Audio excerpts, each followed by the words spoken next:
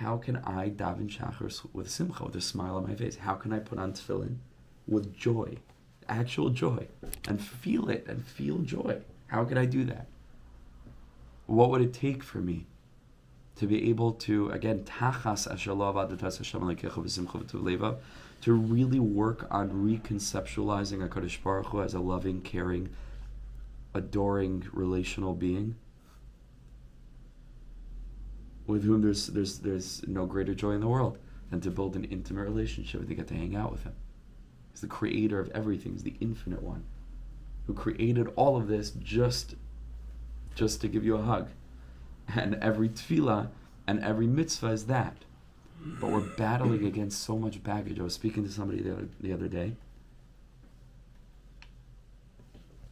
and this person said, it's the most tragic thing in the world, that as a result of their upbringing, even when they want to do a Jewish thing, they're just incapable of doing it. They're incapable of doing it. They have so much baggage. The negativity associated with it is so intense.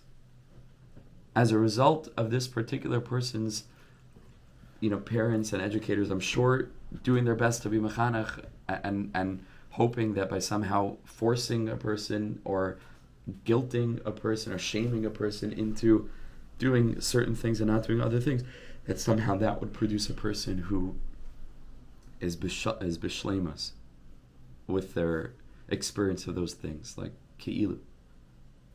And you see, it's mamish the opposite.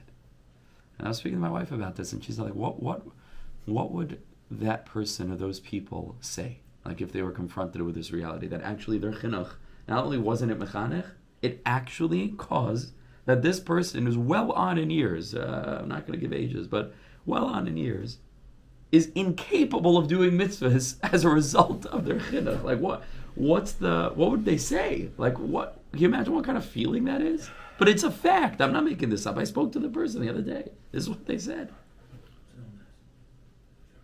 What would they say? Imagine that feeling. So then the question is, like, what are we really attempting to do? What are we really trying to do? Because being mechanech, we're not, right? Something else is happening that may give us short-term gratification of being able to control someone else, right? But real chinuch, from the standpoint of actually enabling people to connect to something that they feel genuinely connected to, that we're not fostering. I made a comment last night, but Thursday night, I don't think, it's a different audience last night there. Are you there? Adam was there. Okay, so I'm sorry. You're right. I did mention you last night. It's one of the OGs. That's right. So not one of the. So. You lost me on the 2 floors. As soon as I started talking, I moved another floor. I can't. You're asking too much from me. We should always to go from Pnim to Makif. So I said last night a sharp thing, but I said many sharp things last night. Last night it was off the record. It was something else, really. But I asked the Chaver, what does chinuch mean? The actual Hebrew word, not in the context of child rearing, right? What does chinuch mean? L'chanech mashu. Hopefully. But that's not where I'm going. What is chinuch? What does it mean to be mechanech? I'm asking a question. Huh? No. No. What does the word lechanech mean? I'll give you an example. Chanukas hamizbeach. Chanukas hamishkan. Huh? What is it?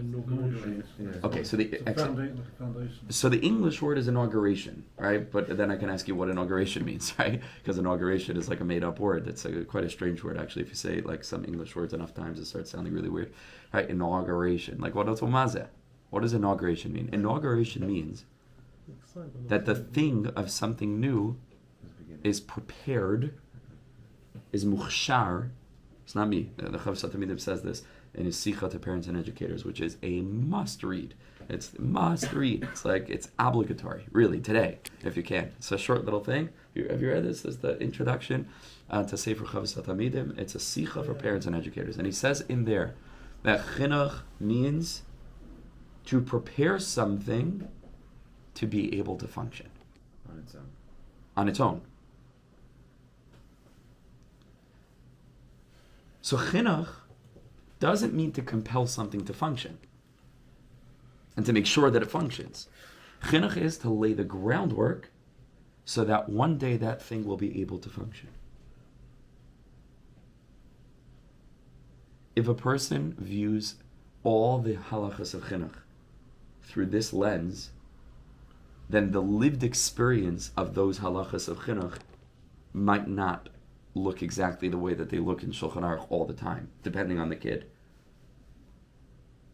Because generally we hope that if a kid is functioning properly and well adjusted, etc., etc., okay, these are the halachas of chinuch, right? Meaning, reason to believe that they can handle this degree of parental assertion, but the question is always not how can I alter the behavior of my child today. The question is, what can I say or do now that will reinforce the healthy foundation upon which my child, when they grow up, will be able to function in the future? That's chinuch. And so sometimes in the name of chinuch, you're actually going to let your kid sleep in and miss shachars. Because you make a cheshbon in your head that what do I want now is not that I, as a parent, should be able to tell everyone that my kid goes to, and that it should wear like a badge of honor, ki'ilu, like it's for my nachas, like forget you, you don't exist. This is God's world. You're God's and the kid is God's. You just don't get in the way. That's basically the thing. But it's more than not getting in the way. It is filling the heart and mind of our children with confidence and courage and strength and emotional well-being. So sometimes it's an investment in the future. Because whatever I think I'm gaining, apparently, I can actually be ruining. When it really matters, which is when this teenager's brain fully develops. Teenagers' brains are not fully developed. They're really not. The brain doesn't fully develop until like 1920. So they're not even a whole person yet. And we ruin them before they even have a chance to start. We destroy them. In the name of chinuch. It is bizarre. It's absurd. And again, I don't think people don't mean bad. They're just not thinking. They're not thinking. Either they're not thinking or their motivations are off. Because a lot of times it turns out that it wasn't really about Hashem. It was about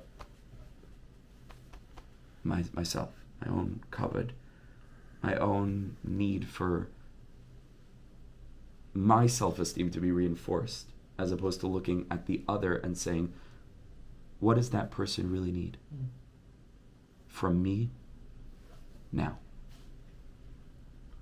And I said last night, and I'll repeat it now because we have a little bit more time and then we'll finish the Torah.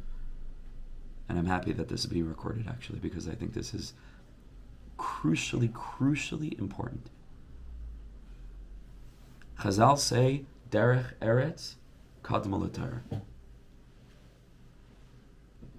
On a simple level, this means derech eretz kadma l'Torah. Good midos are the prerequisite for engaging with Torah in a proper way. That's what it means on a simple level. Derech eretz kadma l'Torah. Midos come first. We pay a lot of lip service to this. This is not really the way that we educate or function as a community. We don't reward good midos more than Torah scholarship. We don't.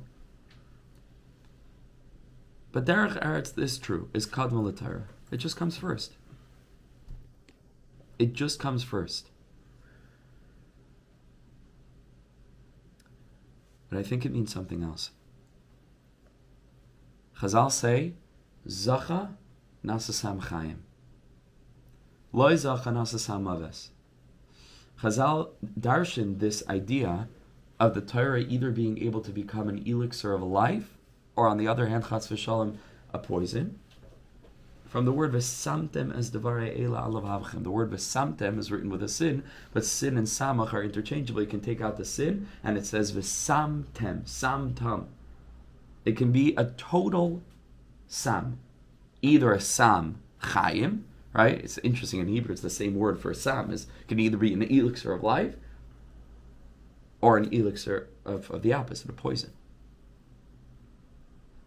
Says the Vilna Gaon and Evan Shlema. He says, how could it be? How could it be that the same Torah could either be an elixir of life or a poison? How could it? Just doesn't make sense. The same thing. It's like the chayk of Parah Aduma. It's like Mataras Atveim and Matamas Tahirim. Like how could the same thing do to be both? So he gives a famous mashal there about a seed that is planted in the ground.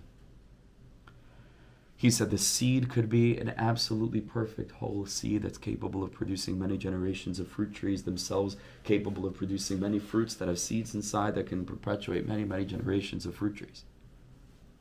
And the sun can be beating down, and you can have all the water in the world, every component that's necessary for the growth of this seed. But the most important factor in the development of this seed is the quality of the earth. What kind of earth are you planting the seed in? If the earth has nutrients, give out. The seed takes root, the roots extend, and the tree begins to grow. If the ground is barren, if it's infertile land, you can plant all the seeds in it you like. It doesn't have the capacity to allow those seeds to take root. Says the Vilna Gaon, Torah is a seed. In order for Torah to take root, it needs to be planted in healthy earth. It requires a precondition of emotional well-being. Then, when the Torah comes down into the heart and mind of a person who is healthy, with a healthy concept of self, and therefore a healthy concept of God, and therefore an inner world that's fertile, and that's hopeful, and that's light, and that's open, and that's stable, then the Torah can flourish. But for hundreds of generations, the Torah has been planted in really traumatized hearts, in people who are in pain. And that's the Torah that we've inherited from generation to generation to generation to generation. Pogroms for hundreds of years, and a Holocaust, and what's going on now in Eretz Yisrael, and everything that we've been through. The Torah has been planted in ground that just isn't, it's not nutrient rich. And so the Torah changes. It becomes something that it isn't. And we inherit a Torah that's fundamentally caricatured.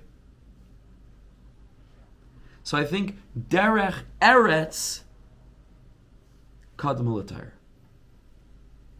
That in chinuch the first thing is derech eretz. Long before the Eitz Chaim and the Machazikim ba, the tree grows and derecheha darchi noya mechonis ivaseh shalom. We start to talk about the derech of Torah, and they're off the derech. I say off the derech, because there was no derech eretz first. If there's no derech eretz, then they're off the derech of derecheha darchi noya, because there was no derech, not off the derech. Derech is derech eretz. Can we enable our children to grow up with healthy earth, a healthy sense of emotional well-being as a result, usually, of us laying off on the pressured chinuch? Of us being truly mechanech, which isn't forcing my kid to wear his tzitzis out and all the different shigyonos that kids have to suffer through. Real chinuch means attachment. Real chinuch means building a bond that's deeper than any expectation, that's deeper than nachas, that's deeper than pride. It's just pure love, pure love. That's it. That you want to know what chinuch is? That's what chinuch is. Just love. To maintain the capacity to look at our children and to look beyond the surface of whatever is going on the outside and to see a spark of the divine. That you'll go from one end of the world to the other to protect. From one end of the world to the other to defend. No matter what, no matter what, no matter what. And to live out of that place. Unconditional love. That is chinuch. That is chinuch. If that is able to be concurrent with the Shulchan Aruch chinuch, and in healthy circumstances, we hope that that's going to be the case. That there's no reason why these two things can't be concurrent, hopefully. But there are different kinds of kids. There are different kinds of challenges, different kinds of situations. I'm literally witnessing parents destroying their children. And the saddest thing is that they mean well. It's the craziest part. The parents really do mean well. They're not like maniacs. They really care about Hashem. They want to see their kid learning, and they want to see their kid davening because they know how beautiful it could be. But sometimes you have to say, it is as a result of what you're doing that the kid is not doing that. It's paradoxical. Somehow less is more. Somehow by giving space and by allowing that child to develop as an individual. Again, within reason. Obviously, the parents are parents, and we have to. There are nuances with regard to what the boundaries are, what the barriers, and every case is going to be different. And usually, nobody knows better than the parent. If the parent really leads with this concept, they'll know. They'll know what to say, when to say it, and how to say it, and where to say it. They'll know what kind of foundation of love needs to be built before any criticism can be uttered. They'll know. But they have to have the right hashkafa of chinuch first. Derech Eretz Kadma L'Torah.